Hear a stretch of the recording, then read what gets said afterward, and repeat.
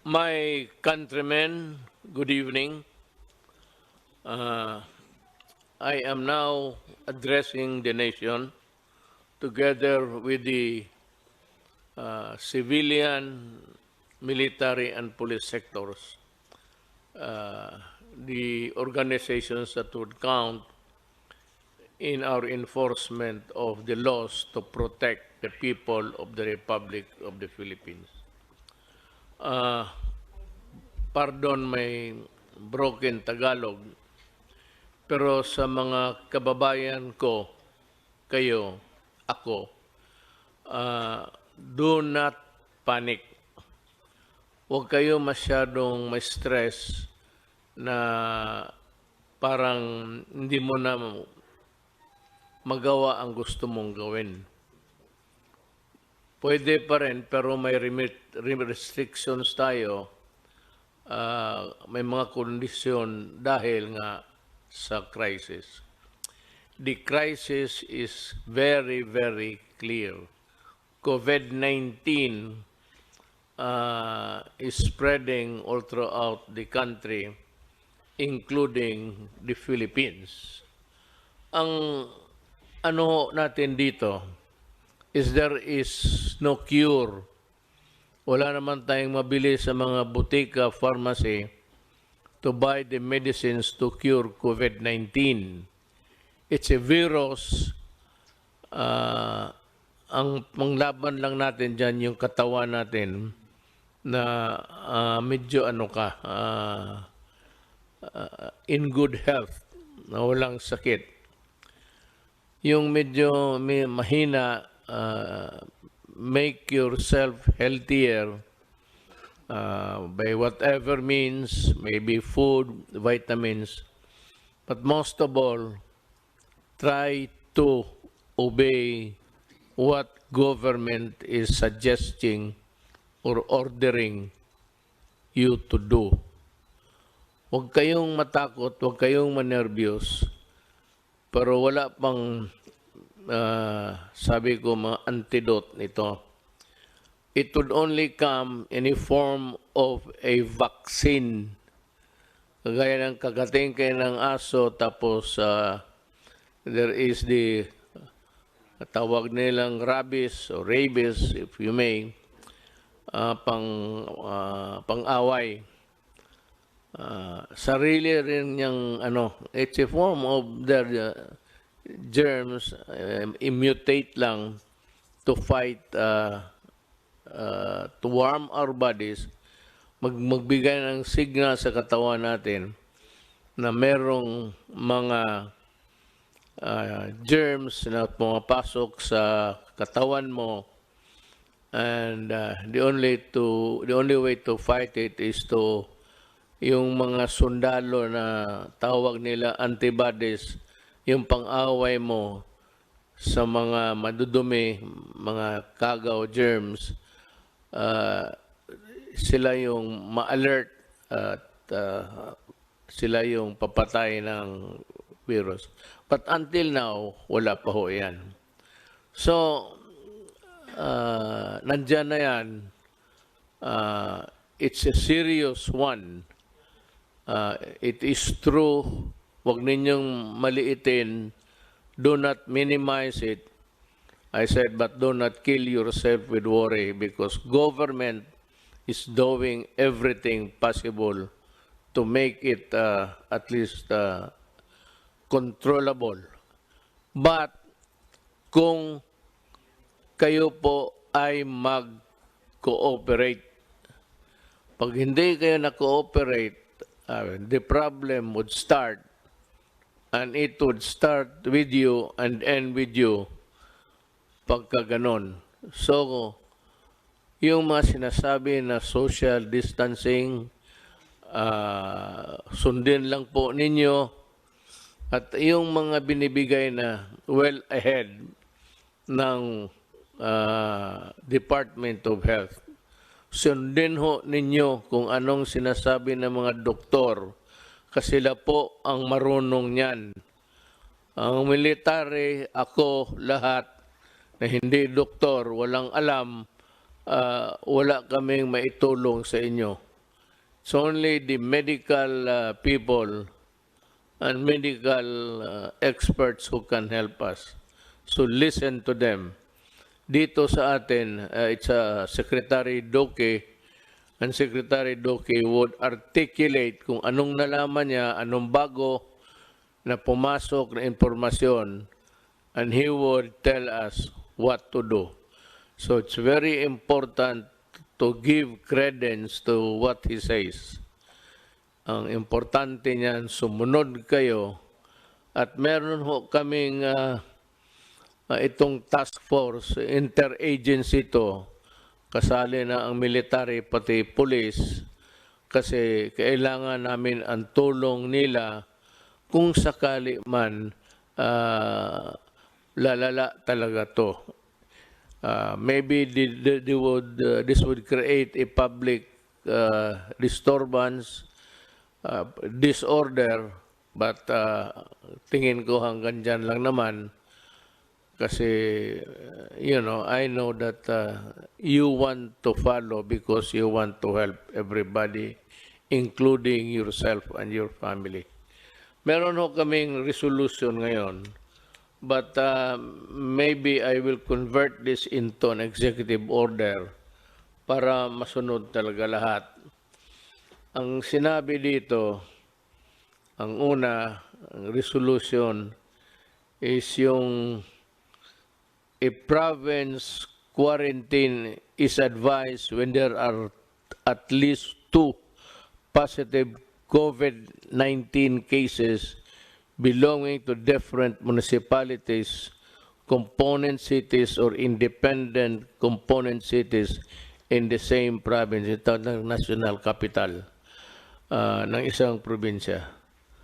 Yun ang definition kung ano yan. Ito namang LGUs which have imposed community quarantine in the respective jurisdiction upon the declaration of the state of calamity shall be allowed to access the equipped relief response. Ang ibig sabihin ho,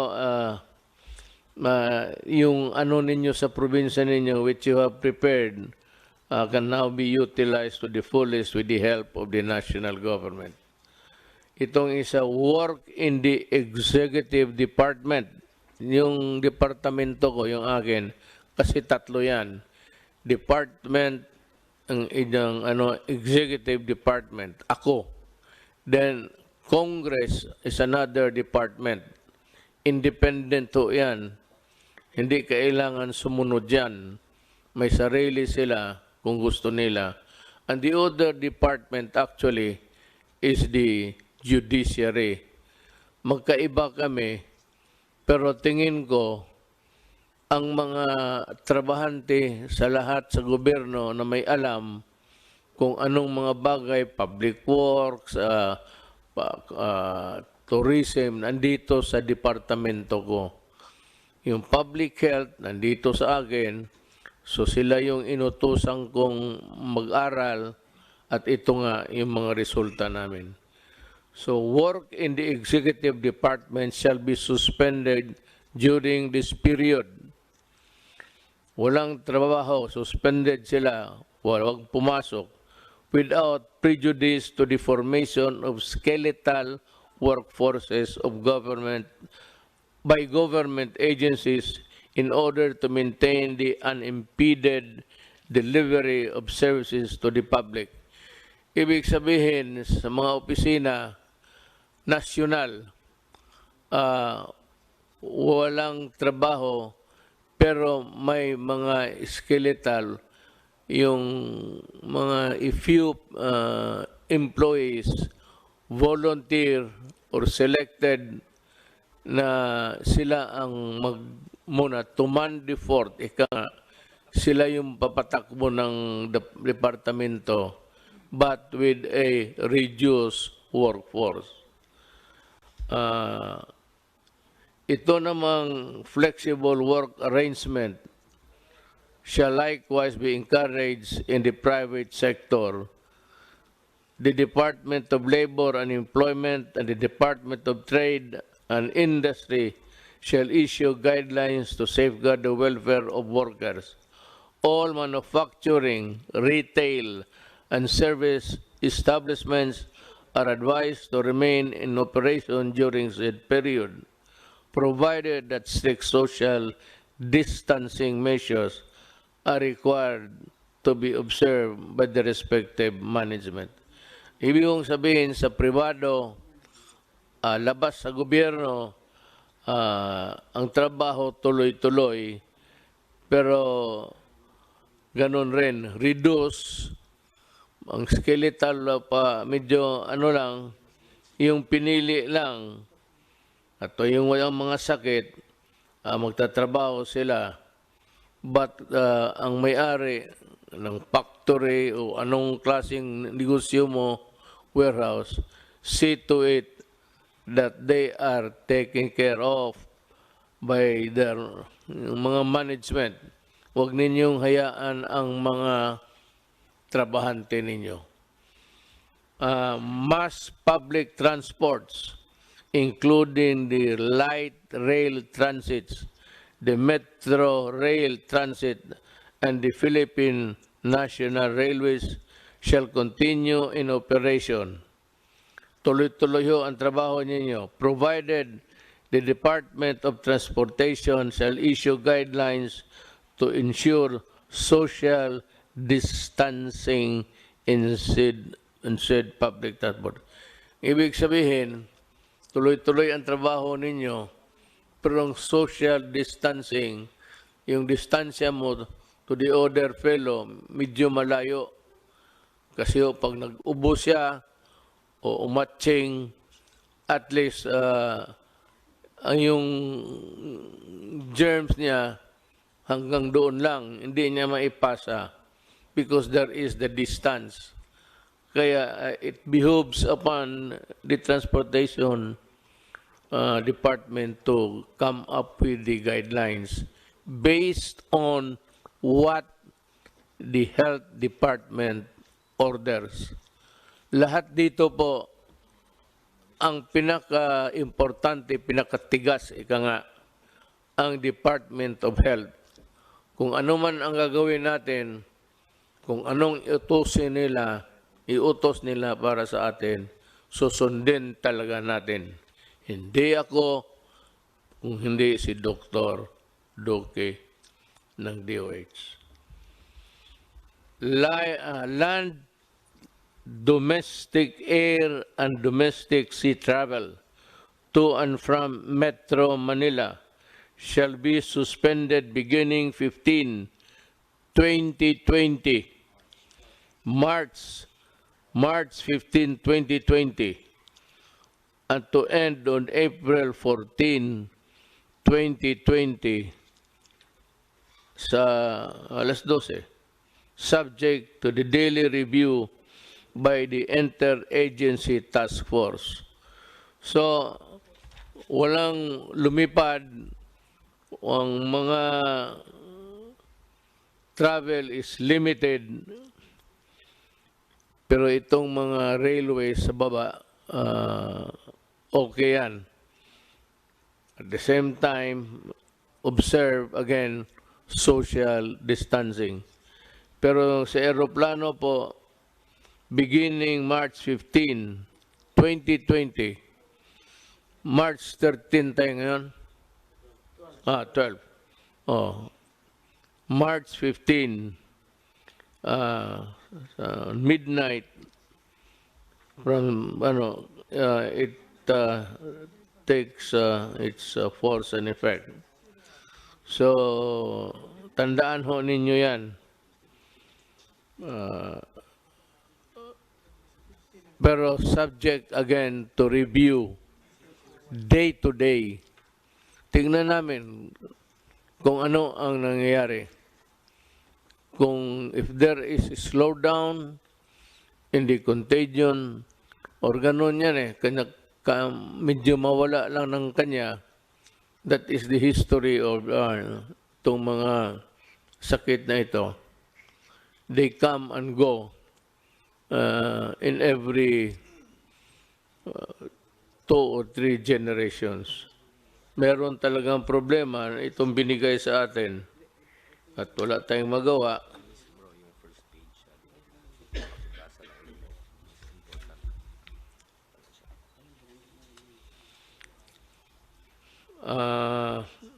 ito yung talagang trabaho nila, the Code Alert System of COVID-19 Public Health Event is hereby raised to Code Red Sublevel 2.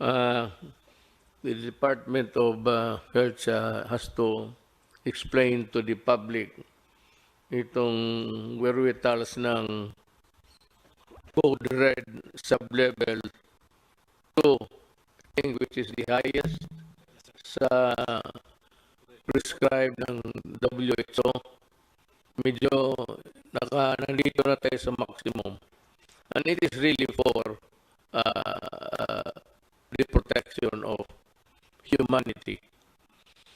The recommendations of the Department of Health Technical Advisory Group imposing stringent social distancing measure in the National Capital Region are adopted for a period of 30 days from the issuance of this resolution, with salient points, yung mga importante, of which are as follows. Yung mga importante na nakalagay doon sa social distancing measures. The suspension of classes in all levels in Metro Manila is hereby extended until April 12, 2020. It's almost about a month. Ngayon, so walang klase, pwede kayong magbakasyon dyan lang sa bahay. Avoid, I'm sure may mga bagay-bagay dyan sa bahay na hindi pa ninyo nakita. If I were a student, estudyante man rin ako noon, I would avoid yung mga bar, ano dyan, mga nightclub, maraming tao, where people congregate, tapos nandyan malapit kayo. Mag-ubo yung isa, mapasa niya. Pag nakuha mo, nag-ubo ka, pasa mo rin doon sa kabila. So try to avoid people, crowds. Yun, for your own protection. Huwag kang, may mga tao kasi, na magsabi, wala yan. Kung patay ka, patay. Tama. Pero kung patay, patay ka rin talaga. Wala rin tayong magawa. So, kaawa naman ang nanay, pati tatay ninyo. So, better just stay within the premises of the house. If I were you, alam ko na kung anong gawin ninyo. Bili kayo ng cellphone na marami. Wala naman kayong ginawa kung hindi magtulbok-tulbok rin dyan. I mean, everywhere that I look. Dito sa walang pakialam ang tao. Sige, nandoon na sa cellphone. So, we are reduced to one village. Mas malapit. Instead of talking, you have your cellphone. And that is a benefit which was not given us during our time.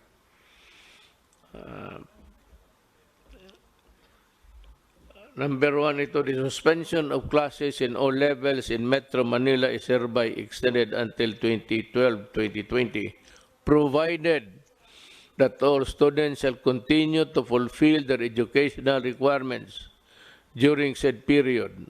Anong ibig sabihin? Kung wala kang magawa, sabi ng gobyerno, mag-aral ka. Pero ito, hindi ko inaasahan susunod din ninyo. Ang sigurado ako, yung kamay ninyo, nandyan sa cellphone yan, instead of studying. I'm sure of it. But for you guys who really want to improve your lot, you better make use of the time to study. Because, alam mo, mga anak, kayo mga bata, kayo yung mamatay na hindi makalabas ng bahay. then you make all sorts of excuses. But you know, there will be truant officers. Ano ang truant? Yes, it's an American practice. Pag makita ka sa labas, pasakay sa palaboy-laboy ka lang dyan, wala kang ginagawa, sisigaw-sigaw kayo, lalapitan kayo ng pulis pati military, tatanungin kayo, then you have a problem. Pag sinabi mo na wala, nandito lang kami sa labas, then maybe if you are arrogant, nadadalhin ka sa stasyon for record purposes. That you are disobeying, that you are intransigent, and that you are not fulfilling your duty. Alam mo, baski na walang, there are a set of rules governing the responsibilities of a Filipino citizen. Baka hindi nyo alam yan. Meron yan. So, you have duties to perform also. Avoid trouble with the law, avoid trouble with anybody, just in the meantime, follow. Better just stay home and study. That is my advice. Pero kung ayaw ninyong sundin, you stick with your cellphone, ang gagraduate niyan, ang cellphone mo, hindi ikaw. Wala tayong magawa.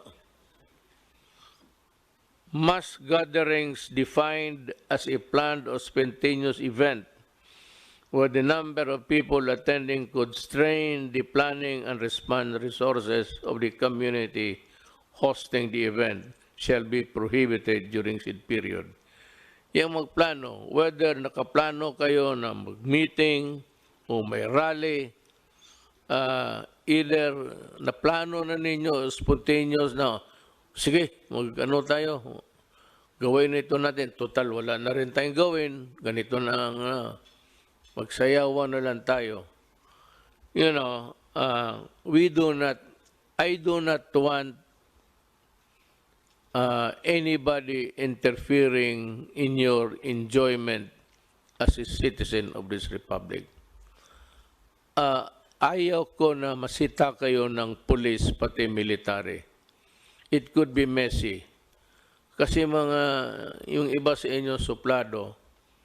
And itong mga police pati military, they have their orders to enforce. So that if you are in this category of a grupo kayo tapos magmalapit, yung social distancing is no longer obeyed, and yeah, you are violating the rules, and if you insist, it is one of a just mere confrontation to something like disobedience, which is punishable under the revised penal code. Kung makipag-away ka, it becomes baka masuntok mo then it becomes an assault on an agent of a person in authority. In which case, from a simple violation of a rule, it will now ripen into a crime that is punishable by law. And you can go to prison. That's the problem. Ayaw ko. Ayaw ko na masita kayo ng military pati police. But ako sa inyo, if you are advised, just obey. Wala namang mawala sa inyo. Total sa inyo yan eh. It's for your own good. Hindi naman ito para sa amin. Kung I hate it, but you have to do it because there is a crisis that is engulfing the country right now. Community quarantine is hereby imposed in the entire of Metro Manila and In other areas, the LGUs are advised to abide by the following guidelines, imposing localized community quarantine in the respective jurisdiction. For Manila, may ayaw namin gamitin yan, pero kasi takot kayo sabihin lockdown. But it's a lockdown. There is no struggle of power here. Walang away dito, walang gera. It's just a matter of protecting and defending you from COVID-19. That's about it. It has nothing to do with the power of the military or the power of the police, nor or my power and this guy is beside me. Hindi yan. It's not an issue of, it's just an issue of protecting public interest and public health. Yun lang. A barangay-wide quarantine is advised when at least 2 positive COVID-19 cases belonging to different households in the same barangay. Kung sa isang barangay may dalawa na infected, medyo i-quarantine na ninyo yung barangay ninyo.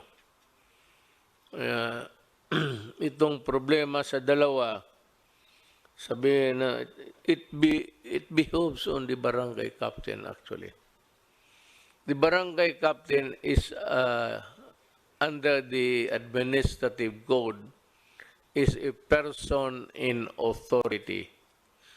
That's why kung makipagsuntukan ka ng barangay captain because he is enforcing the law o awayin mo, pareho ang kasalanan mo kung lumaban ka sa police or sa person in authority. Mabigat ang barangay captain and teachers also. Teachers, because of the nature of their work, are persons in authority because they are made so by the law itself to give them the stature in relation to the work of trying to mold and teach the Filipino students. Kaya ang teacher rin, kung utosan ka, sunod ka, pareho sa barangay captain. Now, if the barangay captain would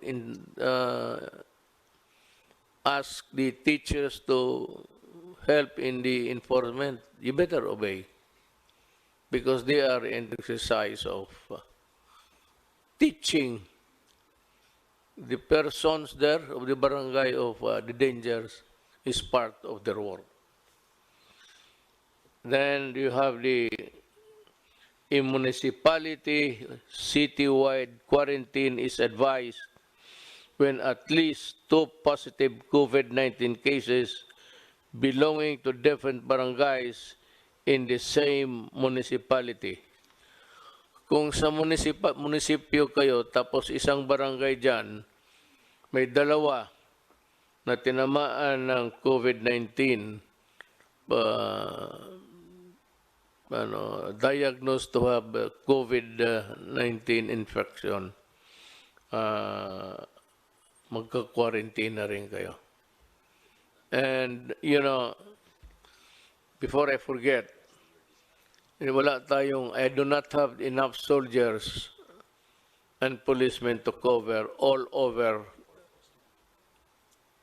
every inch of the country. Kulang ako. Meron ako na magamit ko ang barangay captain.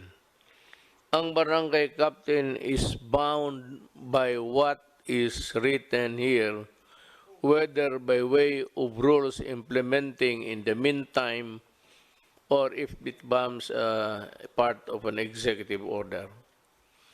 You better implement this because if not, then you will also go to prison for dereliction of duty or simply not enforcing a rule imposed by government. ang pinaka ano dito yung mga barangay captains. It falls upon your shoulders to exactly do what this regulation wants to happen. Huwag kayong magkamali dito kasi pag hinabol kayo ng Department of Interior and Local Government, you can be dismissed or you can be suspended and you'll have trouble. And besides, I think the electorate will remember you for being a laggard.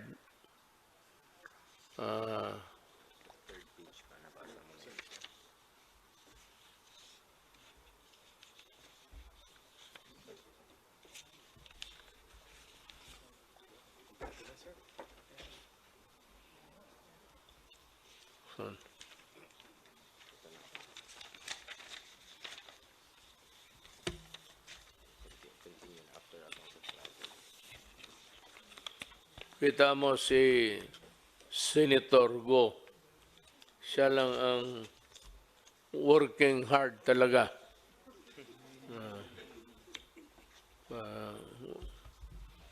Yan ang public official. Really. Especially the barangay captains and the kagawads. No, you have been elected there. You sought the position. Hindi naman tayo. Pinili natin to eh. Nobody ordered us for us to be to where we find ourselves now. At tapos tatamad-tamaran ka. That's not the way how to do it. One is you go to, if there's a case, a good case against you, you lose the position and you are dismissed. And maybe in the worst case scenario, you'll go to jail. Better be always be reminded of that duty.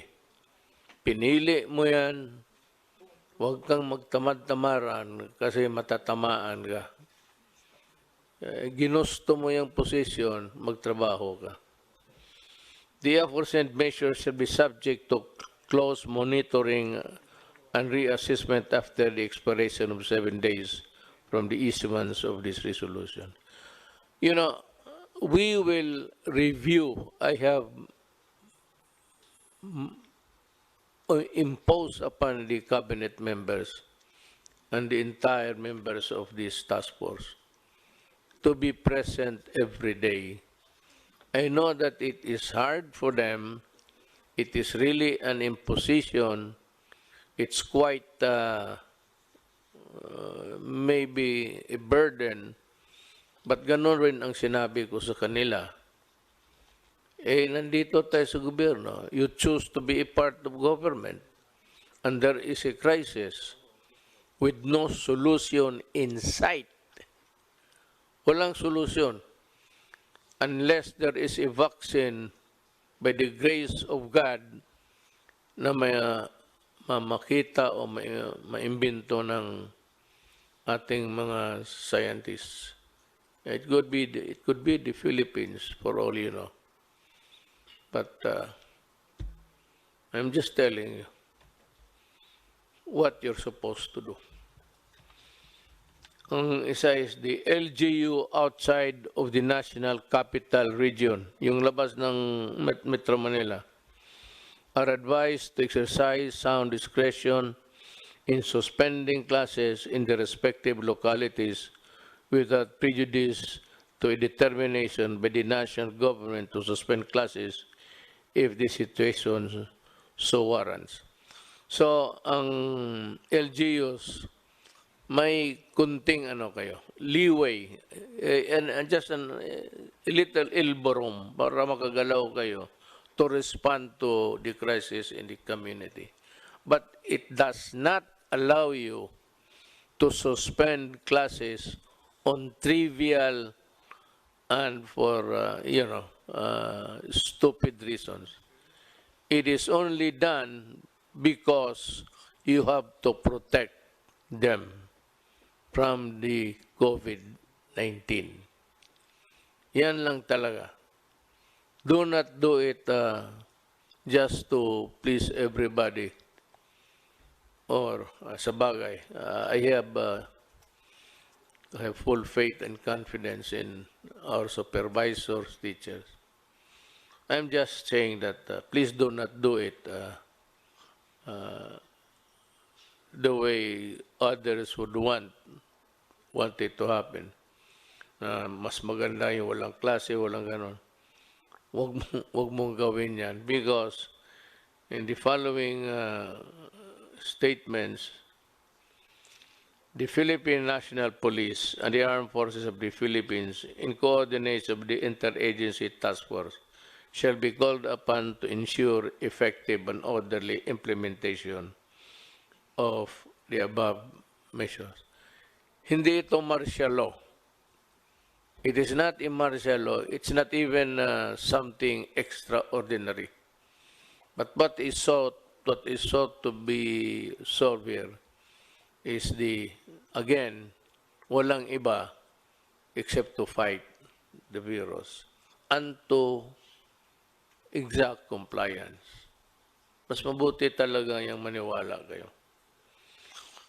Now, ang sunod, a meeting shall be conducted daily by and between the secretaries of the number of agencies of the IATF, that is the Interagency Task Force, sa COVID, including the Cabinet Secretary, Secretaries of National Defense, Environment, and Natural Resources, Trade and Industry, Social Welfare and Development, Education, Agriculture, the Chiefs of Staff of the Armed Forces of the Philippine Navy, Philippine Air Force, and Coast Guard, because in a total breakdown, I would need their help to carry on with the governance. Kailangan ko sila. Not to fight with you guys. Huwag kayong matakot sa sundalo ninyo. Sundalo ninyo yan. Ang armed forces is there to serve you. Sila yung sundalo ninyo. So huwag kayong matakot kung nandyan sila sa utos ng mga civilian authorities.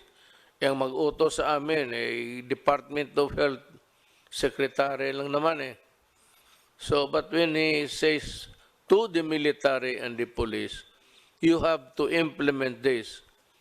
Obey them because they have the imprimatur of the civilian authorities. Huwag kayong do not try to play with martial law, military. Pero ang sa totoo, ni total breakdown, public disturbance, alang-alang kami ang iharap mo. Wala naman kaming, it's always the military who keep things in the country in order. Sila yan. Titingnan nila na everything is in order every day of their working days. Tingnan nila na ang Pilipinas safe at gumagana ang lahat ng mga tao, pati mga opisina. The balik manggagawa overseas Filipino workers shall be allowed to travel to mainland China except to Hubei province upon execution of a declaration signifying their knowledge and understanding of the risk involved, provided that the health advisory pamphlet shall be handed out to the OFW upon departure. Hindi nga eh. Not only pamphlet, baka hindi mo basahin.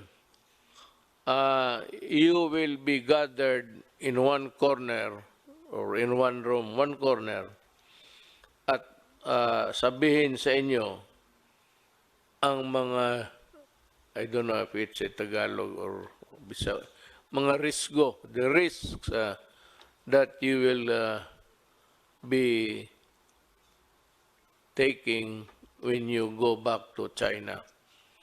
But China, President Xi Jinping, for all of his goodness to us, wrote me a letter and said that he is willing to help.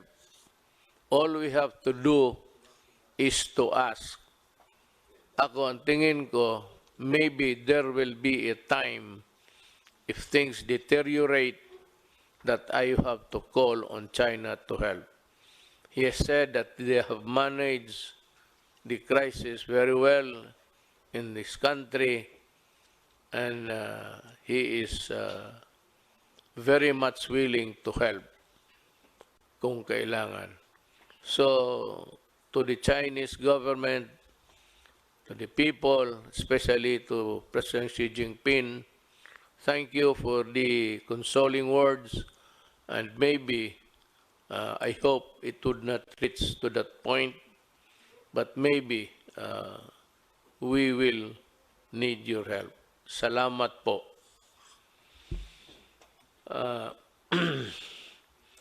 The entry travel restriction shall be imposed upon those traveling from countries with localized COVID-19 transmission, except for Filipino citizens, including their foreign spouse and children, if any.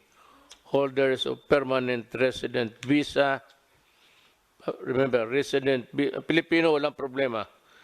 Holders of permanent resident visa and holders of diplomatic visas issued by the Philippine government.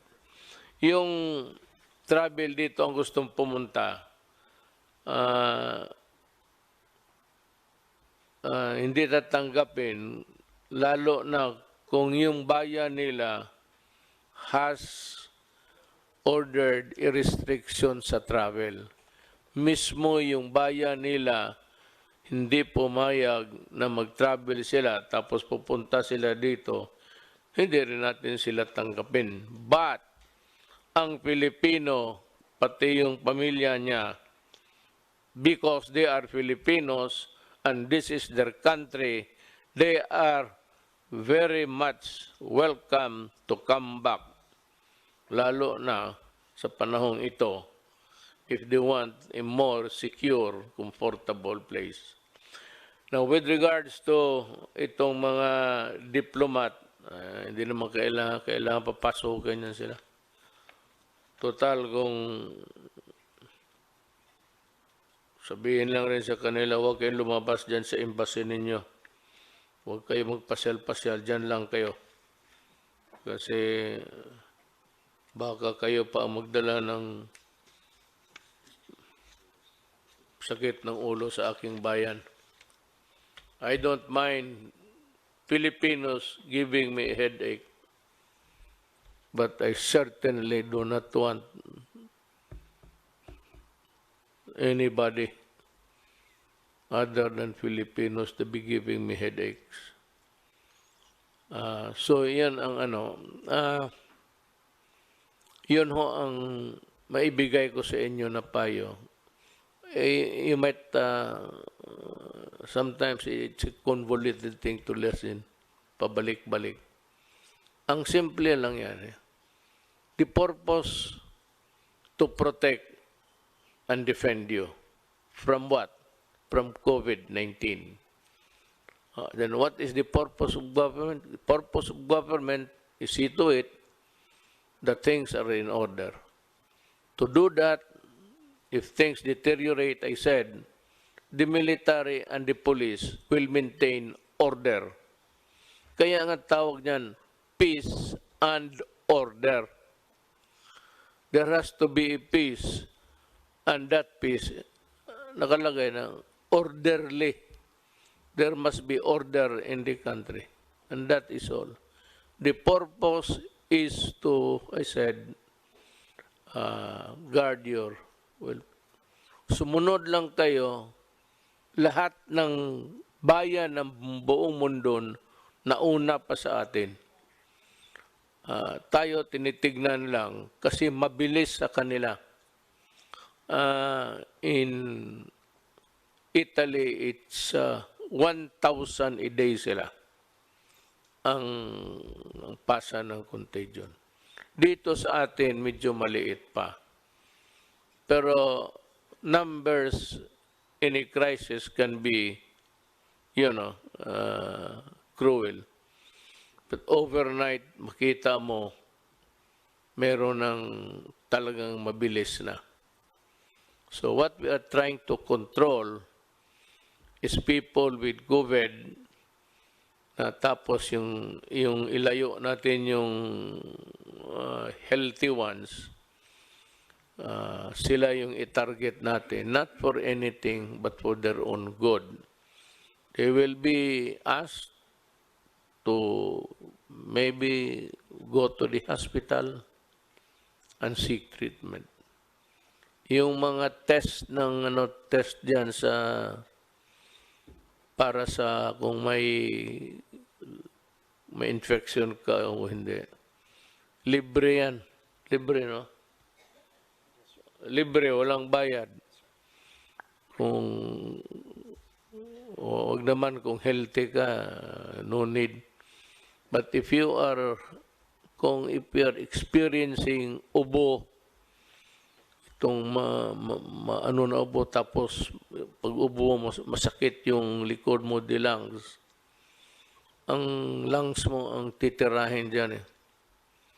And if it's too late, hindi na kaya ng antibiotics yan. It starts with a virus. The virus weakens your body. And it weakens your body, lahat na papasok, then it will kill you. Putang ina itong virus na ito, walang ginawa, ganun. Papasok sa katawan mo yan, just like AIDS, makes you weak, then it allows other germs to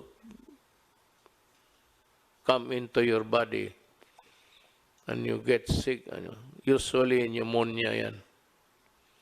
And it's virulent, so seek treatment as soon as possible. But we are here to serve you, and every day we are meeting and in contact with the rest of the country. Meron tayong struktura.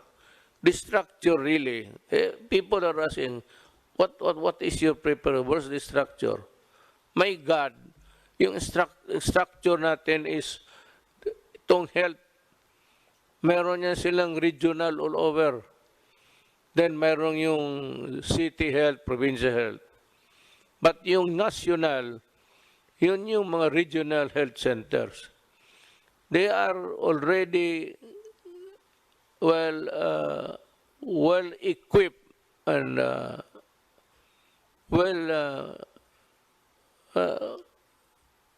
nag-aral na yan kung ano ang gawin nila. There is the structure.